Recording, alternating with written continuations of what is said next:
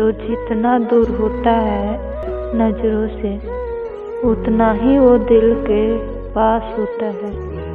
मुश्किल से भी उसकी एक झलक देखने को ना मिले, वही जिंदगी में सबसे खास होता है।